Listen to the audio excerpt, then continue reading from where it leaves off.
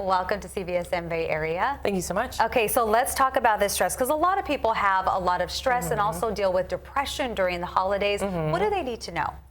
Certainly. So this is something that impacts a lot of people. 62% of people say that they are stressed or very stressed during the holidays. Only 10% of people say they have no stress.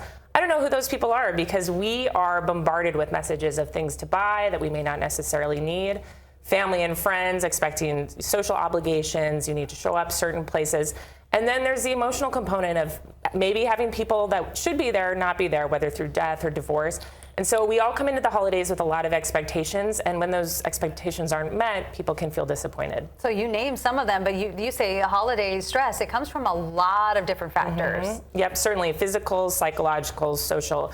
So on the physical end, it's a time of overindulgence. People are overeating, they're overdrinking. We actually know that cholesterol goes up after the holidays. So if you get a new diagnosis of high cholesterol in January, have your doctor hold off, recheck it, because it might just be from that holiday blip. The psychological and the social stress, talk about that a little bit. I mean, it is hard to try and figure out like how you're going to go from this house to this house to this house, and that can cause a lot of stress. Is that social stress? Certainly, yes, that can be. So I say make a list of the things that you really want to do during the holiday season. For me, that's seeing my two grandmothers that are in their 90s. Anything that's not on the list, just ignore it. That does not, you can have like a homemade, the desire is to have a homemade cranberry sauce, but you can just buy it from the store. So things like that, if it's not important, just hold off on it. And sometimes people can laugh this off, but the medical community actually officially recognizes holiday stress.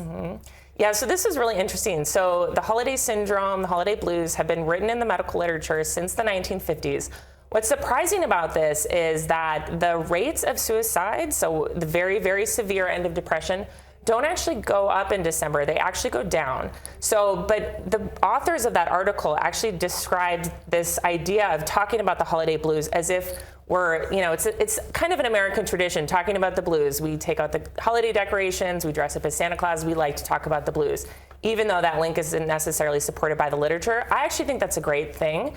Mental illness is an issue across America throughout the year, so if we can talk about depression, mental illness, I think that's fine. Yeah, the more you talk about it, the better. Certain deaths actually spike during the holidays? Yeah, so this is a little bit different than mental illness. So cardiac and non-cardiac deaths go up during the Christmas, January time, and they actually spike on Christmas Day and New Year's Day. And we're not sure exactly why that is, but we think that it's because people are delaying medical care. So if you're sitting at the holiday feast and grandpa is having some chest pain, some abdominal pain, new upper back pain, radiation down the arms, those are reasons to go to the emergency room. I think people just think, well, it's the holidays, I don't want to interrupt, and so they don't do what they would normally do, which is seek medical care. Or they think, I overate. Right, it's just exactly. A little stomach ache, yes, exactly. But it could be something more severe. Yeah, so we need to take it seriously. Okay, so what can we do to manage all this stress? Certainly. So I mentioned the list. You don't necessarily have to check it twice, but figure out what's important to you. Everything else, don't worry about. When you say no to something, you say yes to what matters. And just take care of people. If someone is stressed, if you're worried that they might be slipping into that more clinical depression, they may need professional help. It's not dangerous to talk to them about it. It's actually protective. And so don't feel afraid. People should not feel afraid to talk about some of those taboo issues. And if it's just, if it's the holiday stress, does that go away for the holidays, or does it kind of linger around until you deal with it? Well, I don't know. It's probably different for people. Stress can be a positive thing. There's a thin line between excitement and stress. And we really want to try to stay on the exciting side of that line. If you need to lay down on the couch, put on some holiday music, take 10 minutes, a 10-minute break, that's going to help you get through the season.